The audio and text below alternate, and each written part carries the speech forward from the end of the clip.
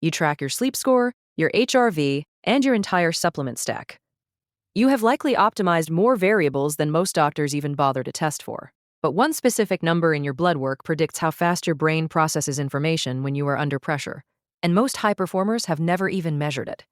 VO2 Max is not just a fitness metric for athletes. It acts as a hard ceiling on your cognitive output. And if you do not know your current score, you are flying blind on the one biomarker that cannot be hacked with a pill. The clinical data on this connection is clearer than most people realize, so we need to look at the evidence. Most people hear the term VO2 max and immediately think about runners or cyclists.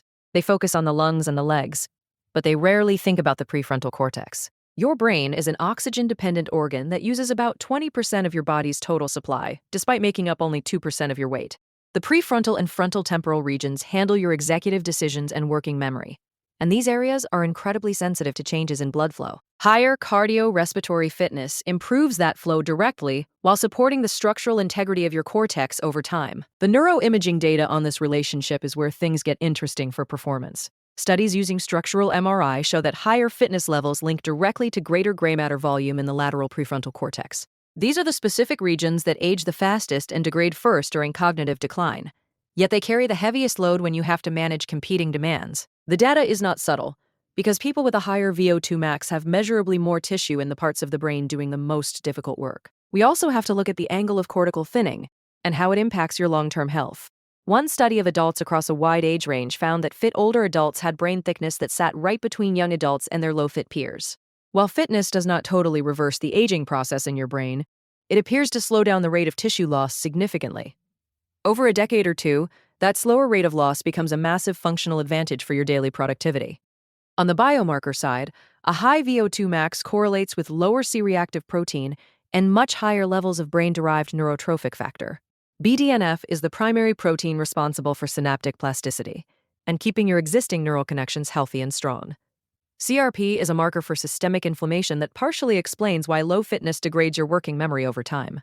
It is not just about delivering oxygen to your cells, but also about how chronic inflammation damages your brain when your fitness stays low for years. When a professional lets their VO2 max drop through their 40s and 50s, they are experiencing a slow reduction in their brain's capacity to handle stress. This is not just a fitness problem that you can ignore until you have more free time. It is a fundamental performance problem that changes how you think and lead every single day. The behavioral data matches what we see on the brain scans. When you look at tests for working memory and cognitive flexibility, people with higher cardiorespiratory fitness consistently get better scores. The effect sizes usually fall in the small to moderate range, which might sound minor, but in the world of cognitive neuroscience, these are significant signals. We are seeing a real relationship between how well your heart works and how well your brain processes information. Reaction time is one area where this connection shows up across every age group. Researchers tracked adolescents over 3 years and found that a higher VO2 max was linked to faster responses on complex tasks. This same pattern holds up even for people in their 80s. In one study of adults over 80, those with better fitness responded much faster on visual tests, and the EEG data showed their brains were simply better at processing what they saw and turning it into a physical move. The benefit seems to cover the entire processing chain from your eyes to your muscles. The data on stress is where this becomes a tool you can actually use. A 2024 study followed military cadets through 4 days of intense nonstop exercise to see who would hold up best. The cadets with the highest VO2 max performed better on cognitive tasks because they maintained a higher heart rate variability. This means their bodies stayed in a calmer state despite the physical strain, which created a buffer that protected their brain power under pressure. If you are a professional who has to make high-stakes decisions at the end of a 10-hour day, this is your edge. When it comes to how much fitness you actually need, the data from office workers shows that the biggest gains happen early on. Moving from a low fitness level to a moderate one gives you the most dramatic boost in executive function. Once you are already very fit, you get smaller returns for every extra bit of effort, but the benefits do not stop. No study has ever found a specific point where a higher VO2 max stops helping your brain.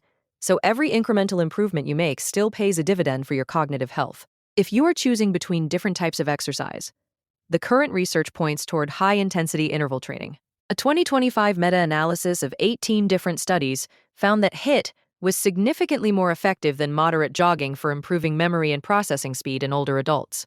These HIIT protocols created lasting changes that were still visible 5 years later in some groups.